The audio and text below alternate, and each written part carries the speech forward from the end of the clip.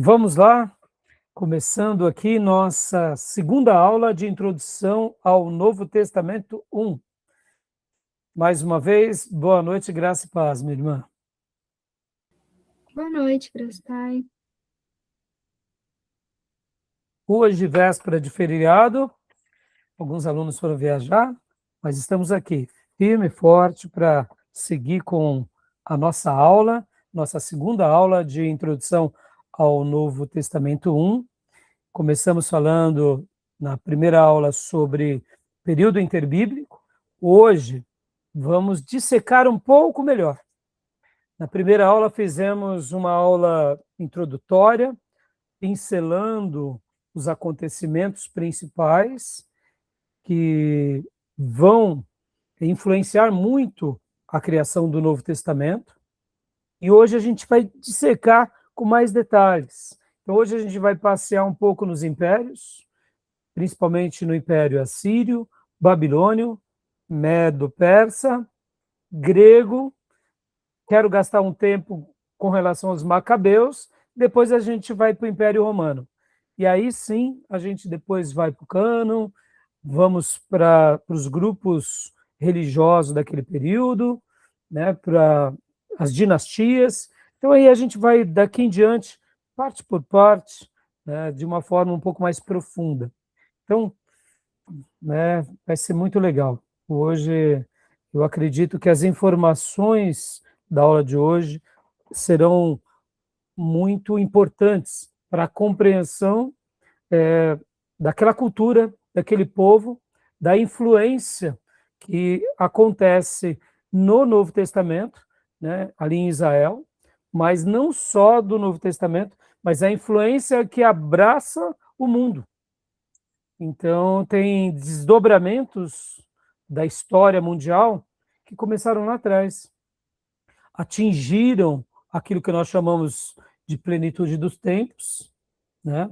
Porque o maior advento da história é o nascimento de Jesus, a morte de Jesus e a ascensão dele, ressurreição e ascensão, mas, ao mesmo tempo, nós vemos alguns desdobramentos na história que acontecem até hoje, né? Então, vai ser muito legal. Preparei aqui uns assuntos bem interessantes. Vamos estar trabalhando muito nos slides do professor Jair Ribeiro. Inclusive, fica aqui minha palavra de gratidão, porque além dos slides que nós estaremos mostrando aqui, eu já passei para vocês também os materiais e os textos extras que ele disponibilizou para nós, para que a gente possa se aprofundar sobre esses temas, tá bom? Então, como é costume, gosto de avisar sempre que as nossas aulas são gravadas, para que os irmãos possam estar utilizando esse material depois. Gravamos também para os alunos em EAD, para que essas aulas sejam parte também do currículo. E gravamos para abençoar o maior número de irmãos, irmãs, professores, seminaristas, pastores, onde quer que essas aulas cheguem. Tá bom? Quem quiser fazer o curso, entrar em contato conosco, temos aqui nas descrições desse vídeo os nossos e-mails, ou me mande um direct do Instagram.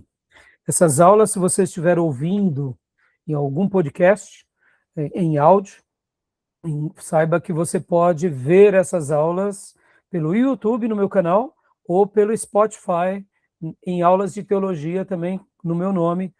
Aí você vê essas aulas. Então, nessas duas plataformas, no YouTube, no meu canal, na parte de podcasts, e também em aulas de teologia, no Spotify, você consegue assistir essas aulas. Em outras plataformas, como Amazon, Apple, você apenas ouve. Também ela é replicada em podcasts em outras plataformas, em áudio. Então, fica aqui essas orientações. Então vamos lá, minha irmã. Hoje, por enquanto, só a Beatriz aqui na classe. Vamos avante. Os demais alunos depois assistem. Então, minha irmã, leia para nós um texto bíblico, que é o Salmo 119, 18, por gentileza. Vou compartilhar aqui na tela com vocês, ou com você. Salmo 119, versículo 18. Pode ler para nós, por favor? Desvenda os meus olhos para que eu veja as maravilhas da tua lei. Glória a Deus. Isso é um texto lindíssimo. Possivelmente, ou Davi ou Esdras, né? Segundo a tradição, Salmo 119 foi escrito por Esdras. Eu tenho minhas dúvidas, mas pode ter sido, porque ele foi um grande escritor. Mas eu também penso que Davi era alguém apaixonado pela Bíblia, como Esdras, né? Na NVI está assim: abre os meus olhos para que eu veja as maravilhas da tua lei. Que assim seja conosco. Que tudo que aprendermos na vida, de todas as áreas, que nós possamos, eu diria, consagrar a serviço do Senhor. E que, sobretudo, a palavra do Senhor seja o nosso grande tesouro. Nós estaremos hoje aqui trabalhando do período interbíblico, daquele período de aproximadamente 400 anos, mas o fato de hoje mencionarmos as contribuições dos impérios, das nações, da geopolítica, da economia, né, da política e de tantas outras coisas, é para poder ver como Deus preparou o mundo para o grande advento, que seria Jesus, e depois a nova aliança, o Novo Testamento. Inclusive, perceba que a igreja só existe de verdade por causa da Bíblia. E a gente só está aqui para levar a palavra de Deus aonde Deus nos enviar. Que a gente possa realmente fazer valer esse texto, que Deus abra os nossos olhos, que a gente se torne cada dia mais apaixonado pela Bíblia, né? E tudo que aprendermos, seja, como Paulo disse, seja também um esterco, seja ali um adubo para que a divina semente, que é a palavra de Deus, possa crescer. Nenhum conhecimento humano se compara com a Bíblia, nenhuma conquista humana se compara com as riquezas de Deus, nada. Nada tem como comparar com a grandeza de Deus e da sua palavra. Podem ver que a Bíblia ela é eterna. Eu gosto sempre de dizer aqui entre nós, né? Então, que Deus nos ajude, abrindo os olhos, que a gente ame a lei de Deus e para que a gente pratique, tá bom? Deixa esse breve texto, porque sem a Bíblia a gente não é nada, tá bom? Então, vamos lá. Eu vou hoje dissecar um pouco sobre os impérios, né? E por que a gente está voltando um pouco aqui na Síria, na Babilônia, né? No Império Medo-Persa, no Império Grego, no período dos Macabeus e depois ali no Império Romano? Porque quando a gente sai do Velho Testamento de Malaquias e chega no Novo Testamento em Mateus, há um panorama muito diferente.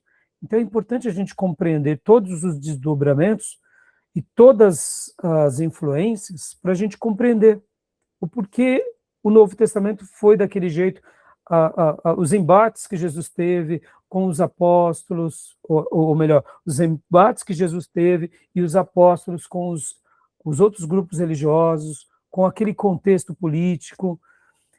Se não tivermos essa clareza, a gente acaba caindo meio de paraquedas, né, no texto e não entende direito alguns fatos. Por exemplo, né, nos dias do Império Romano, havia o que é chamado de Pax Romana, ou seja, era um período de paz, aonde ali o Império Romano ele preservava as estradas, tinha suas guarnições para que o comércio circulasse com proteção do Império. Isso por terra e isso no mar. Porque, irmãos, irmã no caso, né? Pirata sempre existiu, salteadores sempre existiram. Então pense que no Império Romano, quando haviam saques em mar ou em terra, isso prejudicava o Império, prejudicava a economia, prejudicava o comércio, e aí sim fragmentava. E o império fragmentado gera problemas internos, rupturas.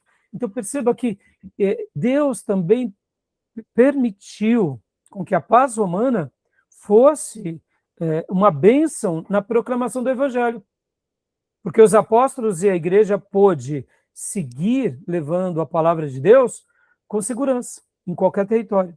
Olha só, então algo que começa lá atrás, que tem um desdobramento nos dias apostólicos na igreja primitiva. É uma coisa que nós, ao lermos a Bíblia, a gente não nota, mas ao conhecermos a história, e depois quando a gente vai para as viagens paulinas, fica muito claro, tá bom?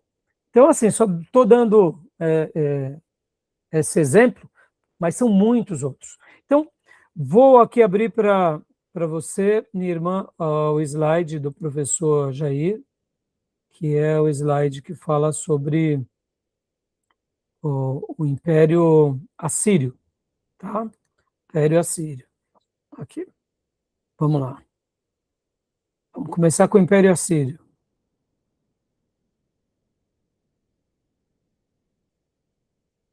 Império Assírio.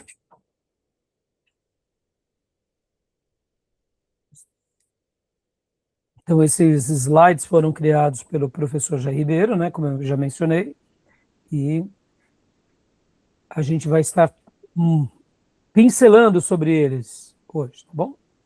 Império Assírio, o cativeiro de Israel.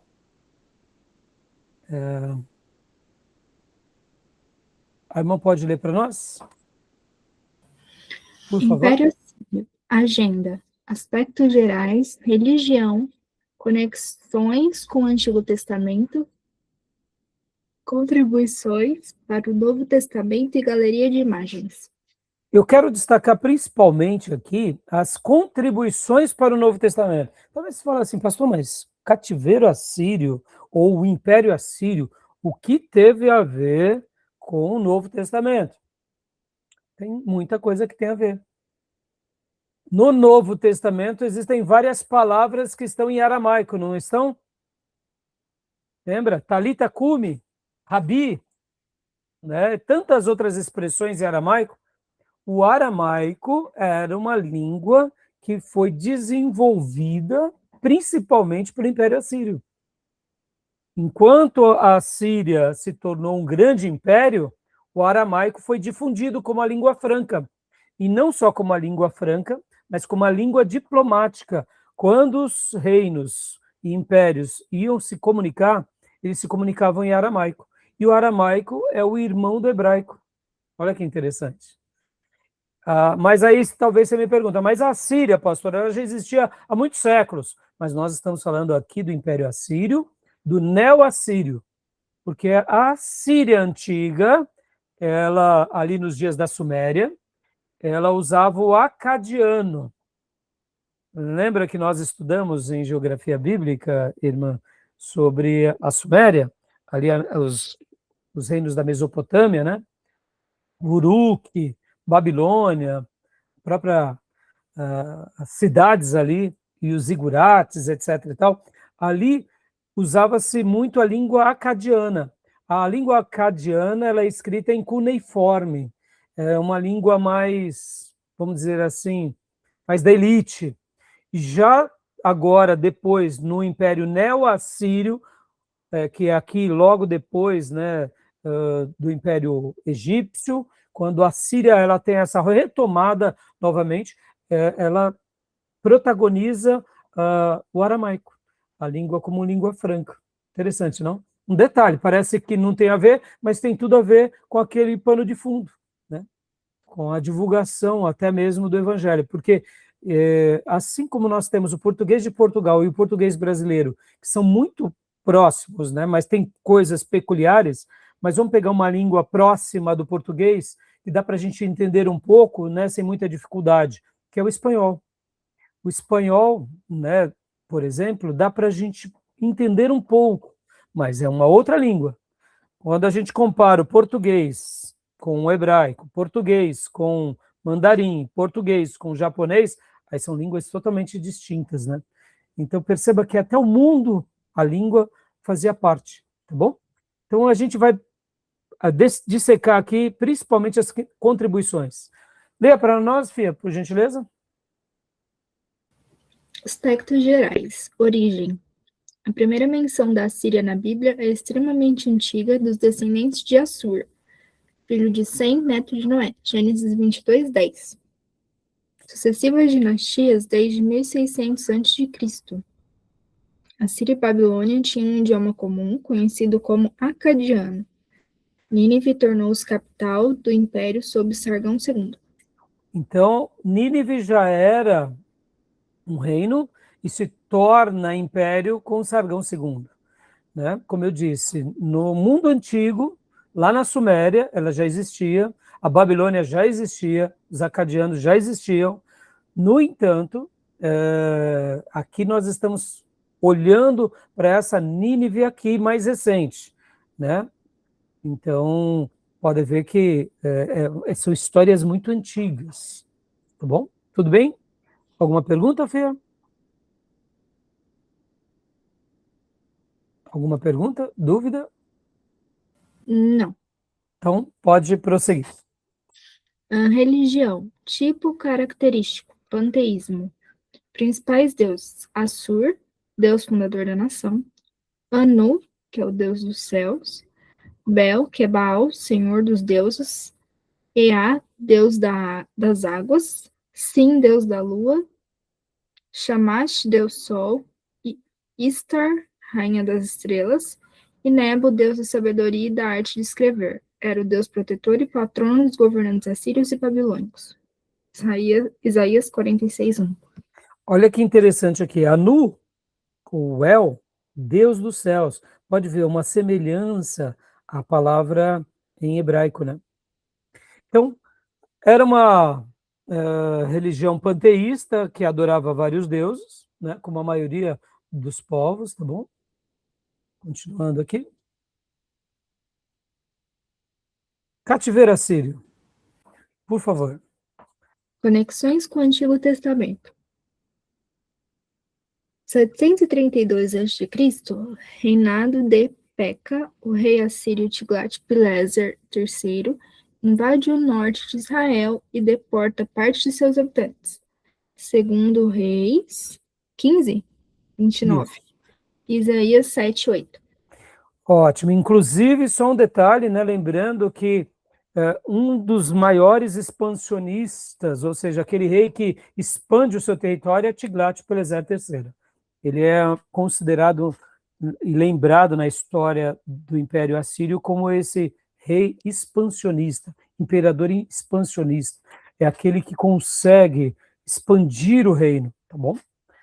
Então, pode prosseguir, por favor. 725 a.C., Salmaneser V inicia cerco da Samaria por 3 anos, pois Uzias conspirou contra ele. Segundo Reis 17:5. 722 a.C., rei Salmaneser V morre durante o cerco a Samaria. Dá uma pausa aqui, olha que interessante. Ele faz o cerco e ele acaba morrendo no cerco. Ou seja, podem ver que na antiguidade os reis, eles também saíam em campo e também corriam riscos, né? Aqui é um exemplo clássico disso. Mas Sargão II assume, continua para nós. 722 a.C., rei Sargão II consuma a queda de Israel, levando o povo para a Síria. Segundo Reis 17:6. Isaías cita o rei Sargão II em Isaías 20, versículo 1. Joia. E aqui é onde se dá o cativeiro assírio, como a gente já mencionou em vários assuntos no módulo passado. Continuando aqui. Contribuições para o Novo Testamento, que é aqui onde entra o ponto principal desse império. Pode ler para nós, Fia? Política de cativeiro dos assírios. Imposição de princípios religiosos aos povos conquistados. Miscigenação dos povos, aniquilando sua identidade religiosa e cultural. Desaparecimento das 10 tribos, surgimento dos samaritanos. A derrota de Senaqueribe em Jerusalém foi poupada em 2 Crônicas 32. Então, aqui, guarda isso. Olha que interessante. Qual é a grande observação para nós, que vai desaguar no Novo Testamento, que a gente não pode perder de vista? Que o fato da imposição de princípios religiosos aos povos conquistados deu às 10 tribos do norte um aniquilamento da história, um aniquilamento da identidade e um aniquilamento da religião, ou seja, daquela tradição judaica na sua essência. Então, esse aniquilamento é uma das coisas que se perpetua de 722 até o Novo Testamento. Perceba que nós estamos falando de 700 e poucos anos de história, aonde surge um novo povo, e aquele povo, no Novo Testamento, estará ali fazendo frente dos discípulos, do próprio Jesus. Então, é muito interessante isso. Quando a gente fala contribuições para o Novo Testamento, podem ser contribuições positivas ou negativas. Nesse caso, é uma contribuição negativa. Por quê? Porque surge um novo povo, que são os samaritanos.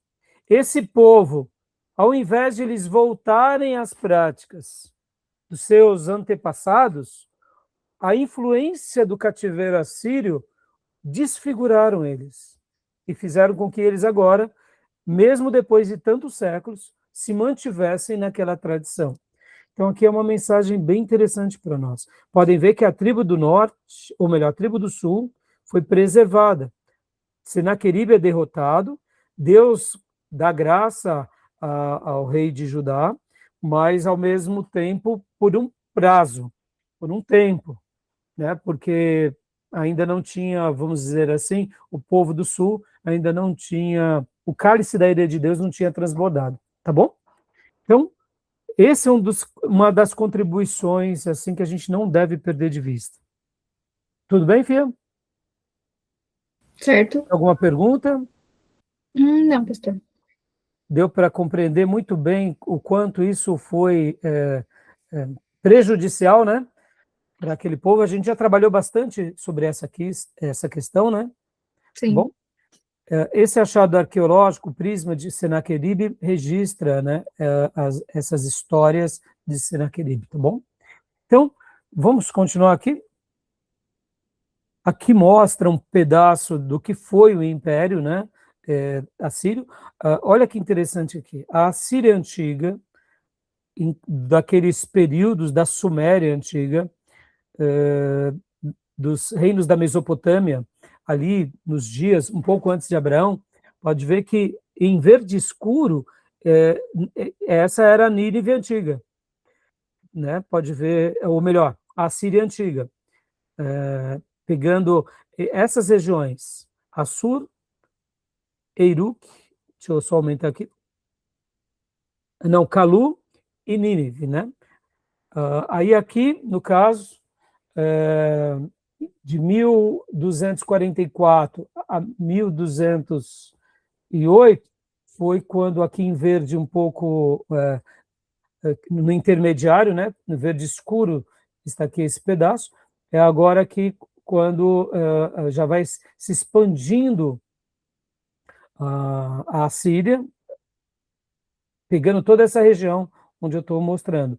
E de 699 a 627, principalmente logo depois de Tiglat-Pileser, é quando, de fato, a Síria se torna um império, né? E ela alcança todo aqui, essa região da Mesopotâmia, e chega, inclusive, né, com seus tentáculos lá no Egito. É um domínio absoluto, né? Muitas vezes, mesmo Jerusalém não tendo caído, mas ela estava debaixo da opressão. Pagava, era como se fosse o Estado vassalo, né? Interessante, né? Então, assim, esse é um mapa bem curioso, tá bom? Alguma pergunta? Não? Não, pastor. Tá. Quando nós olhamos hoje essa região, né, Irã, Iraque, pedaço aqui da Síria, né? Um pouco aqui para Anatólia, hoje Turquia e o Egito, né? É muito grande, né, irmãos? Muito grande. Bom, continuando, aqui são alguns achados arqueológicos de Arsurbanipal, o deus Baal e Gilgamesh, né? Aqui aquela enciclopédia, né? Que são alguns achados, tá bom? Aqui também Anais de Sargão II, que menciona a conquista de Samaria, mostrando nesse cilindro a conquista deles. Irmãos, irmã, né, no caso hoje, perceba que quando nós temos o conhecimento de um artefato desse, só comprova a veracidade das histórias da Bíblia, né? Porque antigamente, quando nós líamos somente na Bíblia, não tinha ainda esses achados arqueológicos. Isso tudo aqui se acha no século XVIII e XIX. Interessante, né?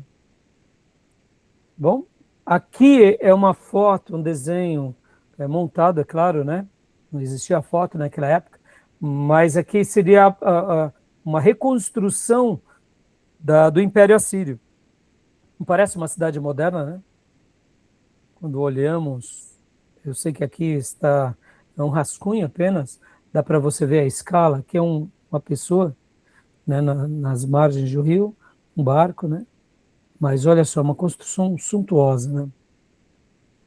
Aqui também é o tablete de Tiglat-Pileser III, menciona os tributos recebidos de Joacás, rei de Judá, também está no acervo do Museu Britânico, tá bom?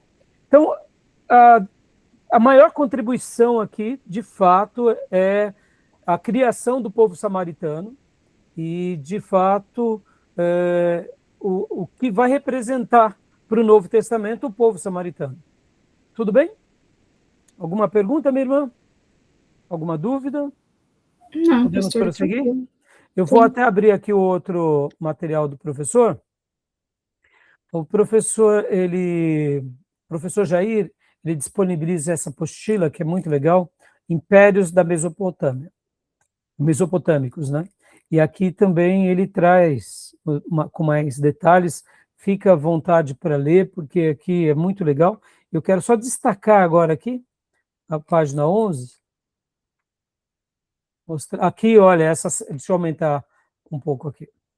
Aqui é quando o rei Gel, de Israel, paga tributo ao rei assírio Salmaneser III. Então tem vamos dizer, essa tabueta mostrando que quem é o suzerano e quem é o vassalo aqui. Interessante, né? Então, deixa eu ver se tem algum outro desenho. Nebo, deus da sabedoria, né? Um achado. Vamos lá, agora para as contribuições. Deixa eu ver se tem mais alguma coisa aqui interessante. Essa apostila tem todos os detalhes. A gente não vai ficar lendo agora, né? Porque, de fato, senão a gente toma muito tempo. Isso daí é um material que eu já passei para vocês, tá bom? Então, minha irmã, ó, pode ler aqui para nós, vamos ver se tem mais algum detalhe. Leia para nós essa página, por favor. Contribuição dos assírios ao contexto do Novo Testamento. Os assírios e seu poderoso império deixaram as seguintes contribuições ao contexto geral do Novo Testamento. 1. Estímulo e desenvolvimento do comércio das rotas comerciais. 2. Grande legado cultural e literário, vide o rei Assurbanipal. Dá uma pausa aqui, por gentileza. Eu acabei não mencionando sobre isso, né? Mas mesmo que a Síria tenha sido um império muito cruel, a gente não pode negar que o comércio, as rotas, eles abriram campos. Vocês, hoje em dia, notem como uma rodovia, ela acaba sendo uma artéria para uma cidade. Já notaram? Uma rodovia, uma grande estrada, gera riqueza, gera negócios, né? Cidades são construídas nas margens. Então, mesmo que tenha sido um império cruel, não deixa de ter tido progresso, e também a questão da cultura, da literatura, porque o rei Assurbanipal, ele também teve durante a sua dinastia, ele montou uma biblioteca contando as histórias, inclusive da Suméria. Hoje, muitas coisas que nós sabemos da Suméria foi descoberto por causa, você vê, querendo ou não, do acervo da biblioteca que ele criou. Então, perceba, né, Beatriz, olha que interessante. Um achado arqueológico é diferente de um texto histórico. Por exemplo, a Bíblia não é um livro histórico, ela contém história. Mas vamos pegar agora um material como o de Flávio Joséfo, a História dos Hebreus. É um tratado histórico. Qual é a diferença de um texto histórico e de um achado arqueológico? Parece que são a mesma coisa, mas são faculdades diferentes, são riquezas intelectuais diferentes. Porque mesmo que um historiador seja fidedigno ao registrar, e mesmo que ele tenha uma intenção intelectual de preservar uma história, ele pode ter recebido aquela história de uma forma distorcida. Então, no momento que ele escreve a respeito de um povo, de conquistas, ou do que foi aquela nação, talvez a fonte dele não foi tão fidedigna. É óbvio que um bom historiador ele vai tomar cuidado. Para quê? Para pesquisar fontes, para levantar dados. Por isso que a faculdade de História é uma pérola, sempre foi. Na antiguidade tínhamos os cronistas, tínhamos, né, os escrivões. Por quê? Porque tudo isso são documentos. Os secretários de um reino, de um império, eles registravam as reuniões e tudo isso vira um acervo histórico. Mas no achado arqueológico, nós validamos aquele documento. Ou seja, eles se completam. Porque se de fato houve uma deturpação de um grupo, como já aconteceu, inclusive nós em História Eclesiástica 2 trabalhamos bastante sobre isso, porque tem um período da história, inclusive do cristianismo, em que alguns líderes, para sustentar as terras, disseram que aquelas terras foram dadas por um rei do passado, mas depois se descobriu que aquilo ali foi pura mentira. Ou seja, olha aí, muitas vezes pessoas, líderes, reis inescrupulosos, eles tentam registrar uma história fraudulenta para validar as suas tiranias. Então isso acontece. E como que a gente desvenda isso? Pela arqueologia. Porque, querendo ou não, vem à tona. Né? Há descobertas, porque por mais que as pessoas escondam as suas mentiras, para você esconder uma mentira, você sempre tem que criar uma nova. Pode ver, para a gente dizer a verdade, basta a gente abrir a boca e falar. Para a gente criar uma mentira, a gente tem que se concentrar no que a gente vai dizer. Por isso que o mentiroso, né, como diz o adágio, ele tem perna curta, porque em algum momento ele tem um lapso pela própria casualidade. Ele fala o que de fato é, e aí ele se entrega. Então, a história e a arqueologia são irmãs, que devem trabalhar juntas, mas em algum momento, muitas vezes, nós temos uma lembrança ou um documento de que existiu tal coisa, mas nós não temos a prova que comprove aquilo de fato. E aí o descobrimento arqueológico confirma, né? Tá bom? Então, continua para a gente aqui, por gentileza, o terceiro. Imposição do seu politeísmo às nações subjugadas. Aqui é aquela contribuição negativa, né? Pode ver que se perdura. Pastor, mas não era o povo de Deus? Era, mas se misturou, não voltaram, não quiseram mais. Então, infelizmente, essa é a história, né? 4. Cativeiro de Israel responsável pelo surgimento dos samaritanos. Como a gente já mencionou, 5. A preservação de Judá e Jerusalém pelo não ataque de Senaqueribe. Tudo bem, então? Tranquilo? Tá aí? Ok. Jóia. Então agora vamos para o Império Babilônico, cativeiro de Judá. Alguns séculos depois, cai a tribo do sul. E aqui essa foto, esse desenho, né, mostra bem parecido, assim como o Império Assírio foi suntuoso, o Império Babilônico também foi extremamente suntuoso. Os jardins suspensos da Babilônia eram majestosos. E para nós hoje é chover no molhado, né, Beatriz? Porque quando pensamos em jardins suspensos, né, hoje tem muitas coberturas que tem palmeiras, tal, tem tudo bem. Hoje é século XXI, né?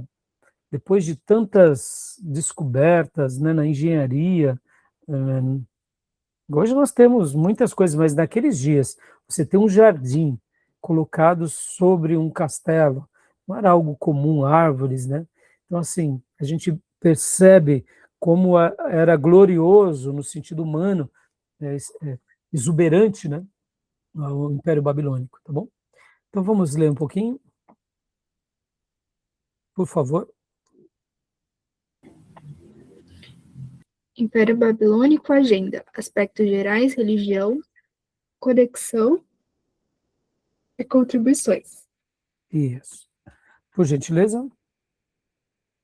Aspectos gerais, origem, sucessivas dinastias desde 2800 a.C. Na antiguidade, a Babilônia era dividida em Acádia ao norte e Suméria ao sul. O período neobabilônico ou caldeu é de 626 a 539 a.C. Então, deixa eu fazer aqui uma ressalva. Como ensina a professora Márcia Zollner, né? A Síria e a Neo-Assíria, né? Temos essa diferença, Babilônia e Neobabilônica, né? Então perceba que 2800 a.C. já existia, já tinha suas dinastias, era dividida em Acaia ao norte e Suméria ao sul. Então, aqui nós estamos falando da Babilônia antiga, que também já era forte. Aqui a neobabilônica ou caldeia é esse período da neobabilônica, tá bom? Só para destacar, né? A palavra Babilônia, pode ler para nós? Ela significa Porta dos Deuses. Alguns estudiosos acreditam que a cidade foi construída onde foi o local da antiga Torre de Babel. na aula de geografia, se depois quiser se lembrar, ou quem ainda não viu, pesquise, nós tratamos sobre esse ponto, a gente detalha com mais ênfase, né? Possivelmente foi realmente construída ali onde era a Torre de Babel. Tudo bem? Alguma pergunta, minha irmã? Tranquilo? Também eles eram panteístas, né? Pode ler para nós, por favor. Tipo característico, panteísmo. Principais deuses: Sim, deus da lua; Nergal, senhor das pragas, das febres e das enfermidades; Sumutu, deus da guerra; Ishtar, deusa do amor; Shamash, deus sol; Anu, deus do céu; Enlil, deus do ar; Bel, que é Baal, senhor dos deuses; e Marduk, Merodach, rei dos deuses. Então, percebam que também aqui é uma pequena lista, né, dos deuses da Babilônia. Deixa eu fazer um adendo aqui, meus irmãos. Percebam como a religião sempre esteve ligado ao poder, à política e ao império. Sempre foi assim, sempre vai ser assim. Não tem como você desvencilhar. Sempre na história da humanidade, a religião está perto. Há uma influência sobrenatural.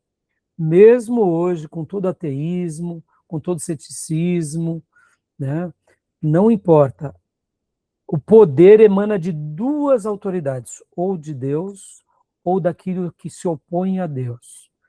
Emana dessas duas verdades, né? Então é interessante que o Império Babilônico também ele era panteísta. E mais um outro detalhe. Quando a gente pensa nesse período dos imperadores, dos reis, ser um rei e viver debaixo de uma monarquia já era alguma coisa muito séria. E um império ainda muito mais sério. Porque o imperador, como rei, eles tinham o poder de fazer o que eles bem entendessem. Mesmo que eles fossem tiranos, eles tiravam a vida das pessoas. Para nós hoje, né, que vivemos numa democracia, isso é algo impensável. Mas quem vive debaixo de uma autocracia pode ver que muda muito. Nós, que somos brasileiros, que temos a nossa democracia, com todas as nossas dificuldades, por pior que seja um presidente, ele não pode cometer certos delitos, senão ele é arrancado dali. Numa autocracia, como é o caso da Venezuela, por exemplo, percebam o quanto o presidente da Venezuela não causou, né, tanto ele quanto o antecessor, quanto o povo venezuelano, em nome, né, de uma democracia. Olha como que já é sério. E no mundo antigo, que era o rei? O rei era muito temido, porque a vida e a morte dos outros estavam sobre ele. E mesmo que a pessoa fosse um comerciante ou uma pessoa ilustre, poderia tudo perder do dia para a noite. É claro que o rei, ele não fazia as coisas de forma impensada, porque se ele mexesse com o rico, os outros ricos se uniam e o destronavam. Mas perceba como a geopolítica e as influências do mundo antigo são muito diferentes do que a gente imagina hoje. Quando a gente lembra do Império Romano, por exemplo, nos dias de Jesus, eles eram muito temidos porque, de fato, eles dominavam sobre a Judéia. Mesmo que os judeus daqueles dias eram vistos ali como um povo amigo, mas os soldados romanos não, eles podiam fazer algumas coisas muito ruins com os judeus e eles estavam ali protegidos pela tutelaria romana. Perceba como eram épocas cruéis essas épocas, né? Tá bom? Só comentando isso porque nós que vivemos, né, na modernidade, na pós-modernidade, a gente não tem noção do que é isso, né? Nós não sabemos viver essa dimensão, né? Hoje, mesmo com todos os problemas que temos no mundo, ainda assim o mundo melhorou muito, né? Com exceção, é óbvio, das autocracias e das ditaduras. Porque nas ditaduras a gente vê um pedacinho do que era essa monarquia ou desses impérios, né? Bom, então, continuando aqui. Aqui é, no caso, o período, né, Império Babilônico, conexões com o Antigo Testamento. Aqui seria quando cai de fato Jerusalém, né? Nabucodonosor, pode ler para nós, por gentileza?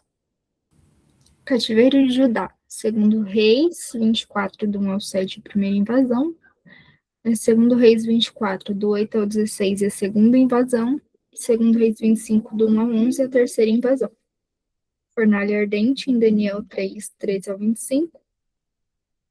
Evil-Merodach, segundo Reis 25, 27. E Nabonido e Beltesazar, Daniel 5.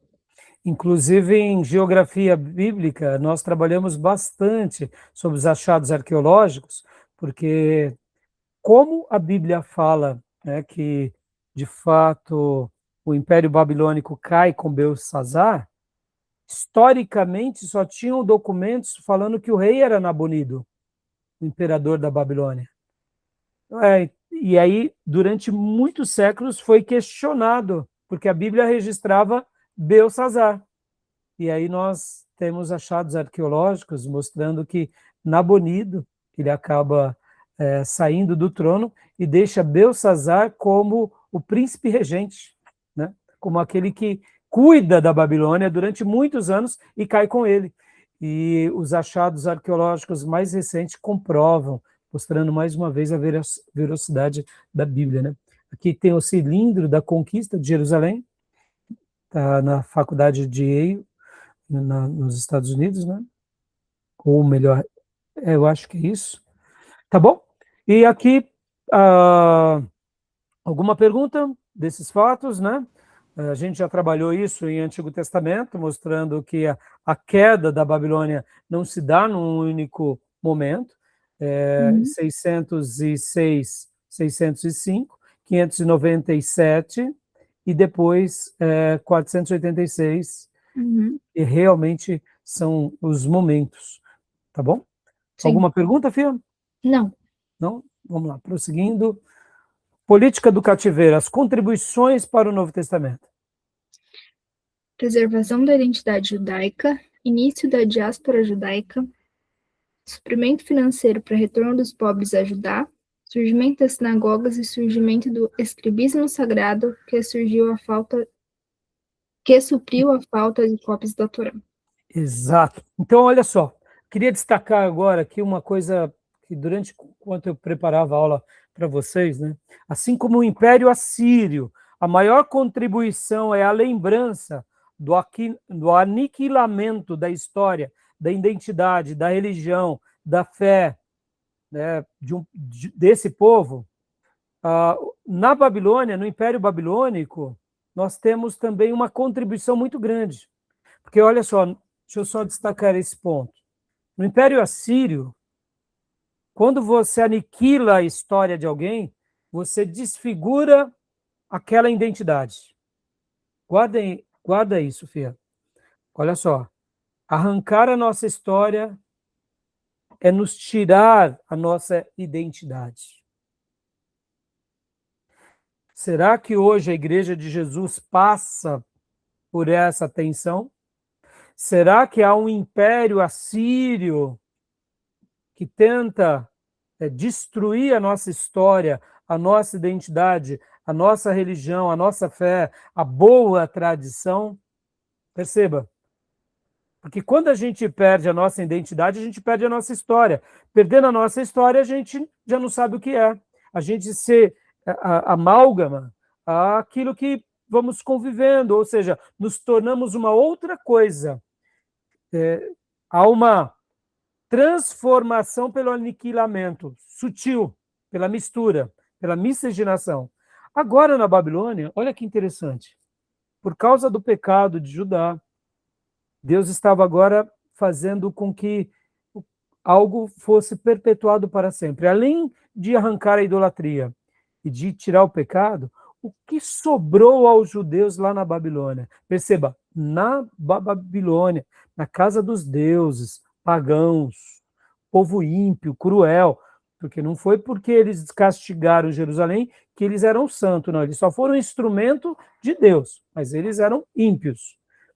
Perceba, o que sobrou ao povo judeu lá na Babilônia? A palavra de Deus. Ou seja, Deus estava ensinando que na Babilônia o que deve ecoar, erigir, nascer é a palavra dele entre nós. Enquanto o povo estava no seu templo, na sua terra, se misturaram com os outros povos e se perderam no pecado deles.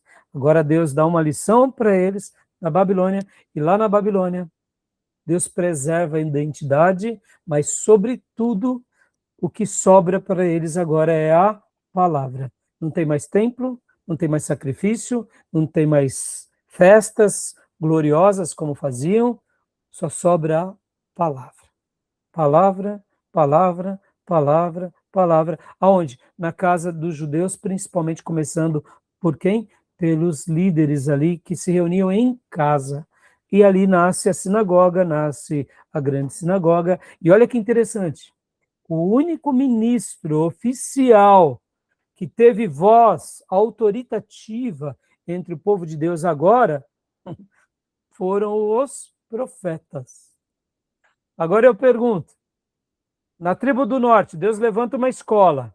Eles dão ouvido? Não. Caem pelo cativeiro assírio.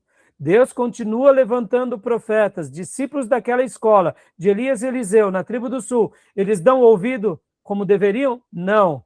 E o que acontece com tantos os profetas da tribo do norte quanto da tribo do sul? São humilhados, são desprezados, são desconsiderados, são mortos.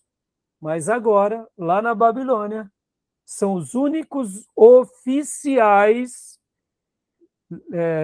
respaldados por Deus para reestruturar todo esse povo. Pastor, mas não tinha sacerdote, não tinha levita? Tinha, mas eles estavam trabalhando debaixo de quem? da autoridade dos profetas. De quais? Daqueles profetas da escola de Elias e Eliseu que desprezaram, dos antigos profetas como Samuel, Jeremias, Isaías e tantos outros. Mas principalmente aqui a gente vê Daniel, Ezequiel e Esdras.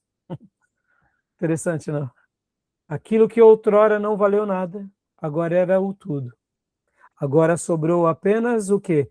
A palavra, e sobrou apenas os profetas, lá na Babilônia. E aqui que nasce na sinagoga, tá bom?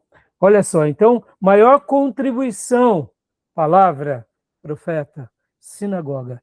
E aqui a gente sabe que também surge aquilo que é chamada grande sinagoga, né? Tá bom? Interessante isso, né, Fia? Ou seja, nessa Babilônia, o que importa para nós? A palavra e a voz dos profetas. Os profetas que Deus deixou um dia. O que mais? Mais nada. Templo, parede, riquezas, dinheiro em banco, nada disso importa. Pode ver que a história vai se repetindo, né? A história da igreja acontece a mesma coisa. O que sobra numa perseguição? Palavra. Povo de Deus, lavado e remido no sangue do Cordeiro. E os títulos? Enquanto há paz, enquanto há harmonia, até há briguinhas para quem vai ser o presidente, quem vai ser o líder, mas quando vem o chumbo grosso da perseguição, só sobram os fiéis, né? Interessante, não? A história se repete. Tá bom? Alguma pergunta? Tranquilo, pastor. Aqui são algumas imagens, né? O tablete da Babilônia relata a queda de Jerusalém, o exílio de Joaquim, a ascensão de Zedequias. Crônica babilônica menciona o rei Joaquim, seus filhos e os homens de Judá, ao acervo do Museu Britânico.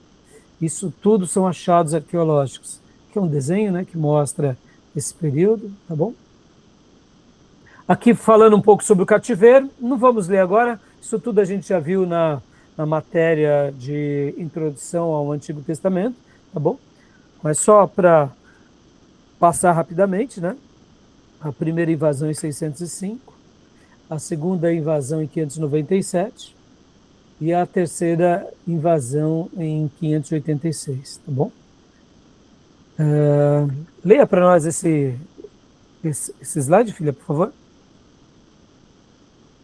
O exílio judeu na Babilônia.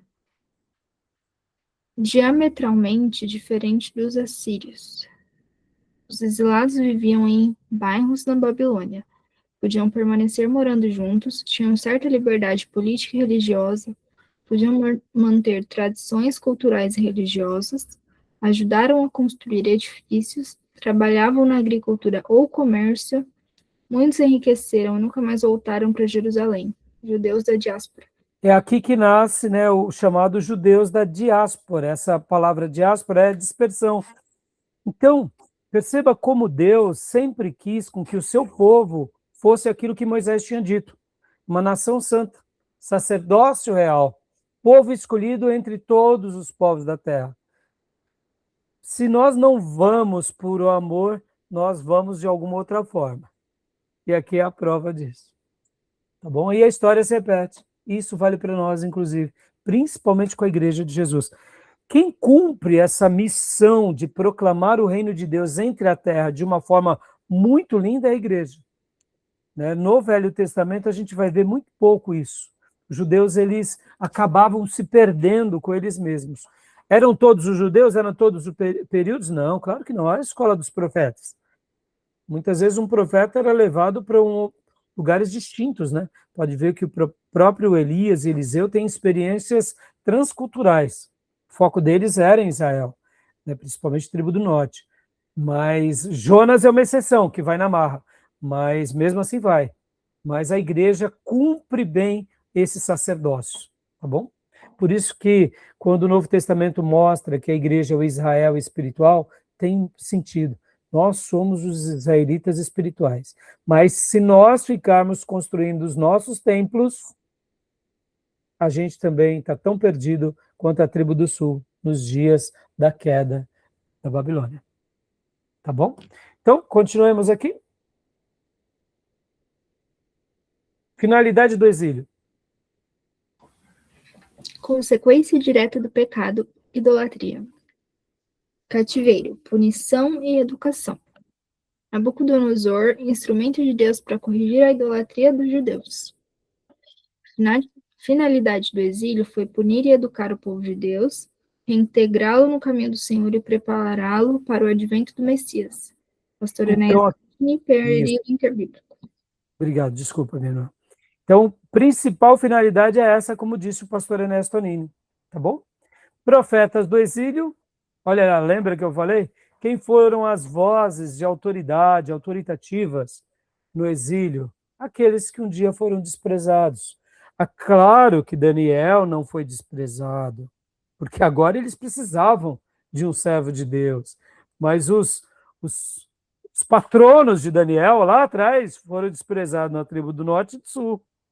Pode ver. Ezequiel foi prestigiado. É óbvio. Agora você não tinha mais nada, você precisava de um alento. Quem foram os alentos de Deus, né? Mas pode ver, Jeremias, o quanto sofreu, porque ele pega essa transição, né? E o próprio Isaías, que tinha sido alguém que já tinha falado sobre que Deus restauraria, né? Então, é muito legal. Leia para nós essa frase aqui, filho. Olha que legal. Dos 3 ofícios da teologia israelita, apenas profetas exerceram suas atividades no exílio. E o sacerdote? Ele não tinha mais templo. Qual era a função do sacerdote? Era ali no templo. E os levitas, auxiliar os sacerdotes. E agora? O que eles faziam? Tinham que ir para a Bíblia. Nas suas casas, junto com os seus irmãos. E ali nasce a sinagoga. Perceba como isso é precioso, tá bom? Então, como eu disse, as vozes proféticas no exílio: Ezequiel, Daniel, Jeremias, Isaías, né? Só que Isaías 150 anos antes. E aqui pode ler para nós, por gentileza. A função profética durante o exílio caldeu foi decisiva na vida dos judeus. E podem notar que a partir do exílio da Babilônia, lembra que eu falei? A Babilônia, o que sobrou como a maior riqueza para o povo judeu? A palavra de Deus. E os ministros? E os oficiais? Os profetas. Quem agora vai ser a voz autoritativa para conduzir no regresso e na reconstrução? Profeta Ageu, profeta Zacarias. E quem mais? Escribas Esdras. Ou seja, percebam que agora a palavra de Deus está no centro. A palavra de Deus é colocada da forma que deveria. Glória a Deus, né? Você vê, Fia, a história se repete. É a palavra. Tiramos ela da nossa vida, podemos ter tudo, não teremos nada. Colocamos a palavra de Deus no centro, praticando, temos tudo. Tá bom? Então, para a gente concluir, aqui são a vida dos que ficaram em Judá, né? Gedalias, ordenado rei de Judá, Jeremias 40, Jeremias, por ordem de Nabucodonosor, ficou em Judá, Jeremias 46, Gedalias é assassinado por Ismael, 41:10, Jeremias, Joanã tenta vingar a morte de Gedalias, mas não obtém êxito completo, Jeremias 41:11, temendo represárias da Babilônia, parte do povo foge para o Egito, levando junto o profeta Jeremias, tá bom? Então, assim terminamos também essa parte. Alguma pergunta, minha irmã? Não? Não, pastor, tranquilo. Hoje a gente está trabalhando um pouco mais, e como eu disse, né, não tanto para você quanto para os demais alunos que hoje não estão aqui, mas vejam depois todo o material que eu já passei para vocês, inclusive deixa eu compartilhar rapidinho, só para mostrar mais uma vez, né? Vocês podem estar baixando esse material. Deixa eu só mostrar mais uma vez. Onde está? Está aqui, ó. Olha aqui, a lista de material, tá? Que o professor Jair passou para nós. Então, deixo disponível lá no nosso Drive, tá? Então, temos muitos textos, isso aqui é legal. Temos textos e os slides. A gente só está trabalhando nos slides, então qualquer dúvida, leiam os textos e podem me chamar no WhatsApp, tá bom? Então, tranquilo, minha irmã? Vamos para o nosso intervalo? Bora. Bora para o intervalo. Depois a gente vem para o Império Medo-Persa, Império Grego, e, se Deus permitir, logo depois do Império Grego, a gente vai até os Macabeus. Império Romano não vai dar para a gente trabalhar hoje. Mas se a gente conseguir hoje, pelo menos, entrar nos Macabeus, vai ser muito legal. Tá bom? Então, vou parar a gravação, a gente volta em 5 minutos, tá bom? Tá certo. Alguma pergunta, alguma dúvida? Não, pastor Ernesto Tonini, ele explicou bem também esse início, assim, no período interbíblico. Questão dos idiomas, né, ali da mistura do aramaico com o hebraico, toda essa E, questão. inclusive, né, Fia, você vê que coisa impressionante. Na minha opinião, a grande contribuição positiva do Império Assírio é a divulgação do idioma. Porque, perceba, teve uma contribuição negativa, que é o surgimento dos samaritanos. Em toda lição negativa, a gente pode extrair um positivo. Como assim, pastor? O que nunca se permitir. O que nunca fazer. Então, numa tragédia, é óbvio, nós não queremos passar, mas a gente pode ver o que não fazer, o que não cometer, o que não se deixar levar. Mas, na contribuição do Império Assírio, a maior contribuição positiva foi a língua, né? Foi o aramaico, que se torna a língua franca para o Império Assírio, para o Império Babilônico, para o Império Medo-Persa, só vai ter a mudança no Império Grego. Olha que interessante. Então, a maior contribuição foi o aramaico. E o aramaico, como eu disse, ele é o irmão do hebraico, né? Então, querendo ou não, poderia chegar os textos sagrados do Deus de Israel, do Senhor dos Senhores, em todas as outras nações. Bom, e quem diria que um império tão cruel deixaria um legado tão interessante, né? Tá bom? Sim, Mais alguma informação? não. Beleza, então vamos parar para o nosso intervalo, a gente volta daqui a pouco. Até já.